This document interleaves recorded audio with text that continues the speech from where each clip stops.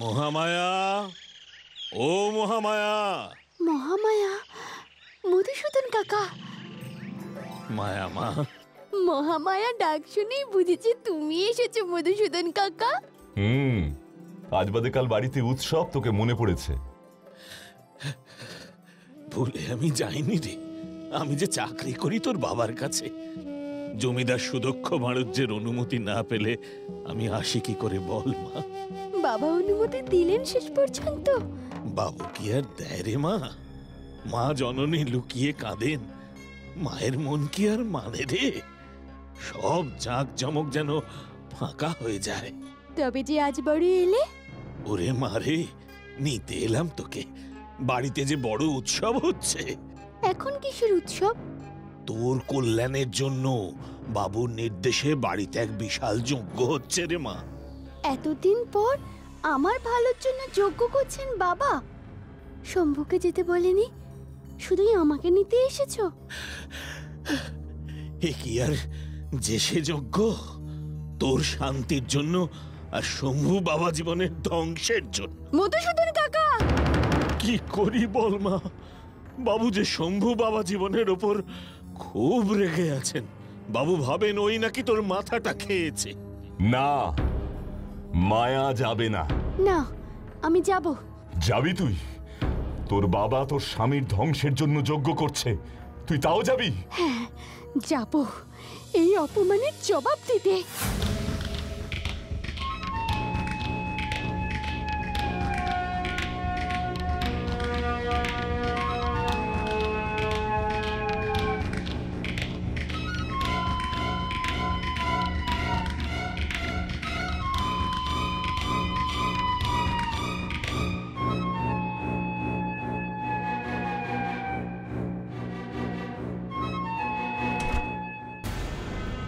মায়া, যা এবার তুই। এই মাঠ পেরোলেই তোর বাবার জমিদারি, আমি ওই মাটিতে পাও ফেলবো না। তুই এতটা পথ হেঁটে হেঁটে এলি কেন রে শম্ভু? তুই যে এতদিন পর বাবার ঘরে যাচ্ছিস, তাই পৌঁছে দিতে এলাম। তাই বুঝি? তাহলে নিয়ে যাবি না আমাকে? আমি তো এই গাছের নিচেই বসে থাকবো তোর জন্য।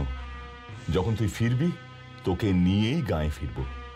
শম্ভু, আমি যদি আর না ফিরি? মহামায়া শম্ভুর কাছে ফিরবে না তো আর কোথায় যাবে রে?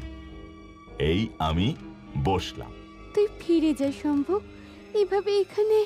সে মাঠে ঘাটে রাত কাটানো আমার অভ্যেস আছে, তুই চিন্তা করিস না।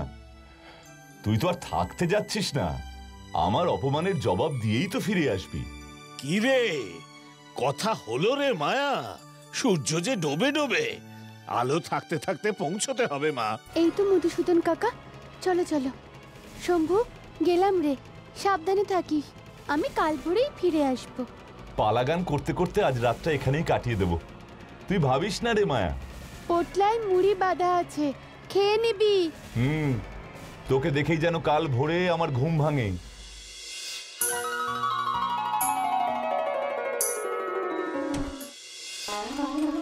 মায়া, মা এসেছিস? আয় মা, আয়।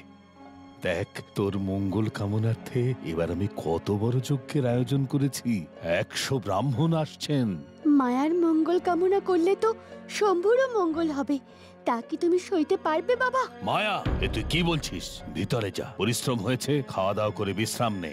যে বাড়িতে আমার পতির ঠাঁই হয় না, যেখানে স্বামীর ধ্বংসের যজ্ঞ করা হয়, সেখানে আমি বাস করি না, এমনকি জলস্পর্শ করি না। মায়া, তুই ভুলে যাচ্ছিস আমি তোর বাবা। তুমি ভুলে গেছো শম্ভু আমার স্বামী। আমি এসেছি শুধু তোমাকে এইটুকুই আবার মনে করিয়ে দিতে আর বলতে, পরজন্মে আমি যেন এমন বাবার মেয়ে হয়ে জন্মাই যাকে আমি শ্রদ্ধা করতে পারবো। এই কথাই কি বলতে তুই এসেছিস? তবে শোন, তোর বাবা সুদক্ষ বারুর চেয়েও কোনো জন্মে শম্ভুর মতো মানুষকে মেনে নেবে না। আমিও যেন জন্ম জন্মান্তরে শম্ভুকেই স্বামী হিসেবে পাই। মায়া, কে কোথায় আছিস? ওকে সন্ধ্যেবেলা যেতে দিস না।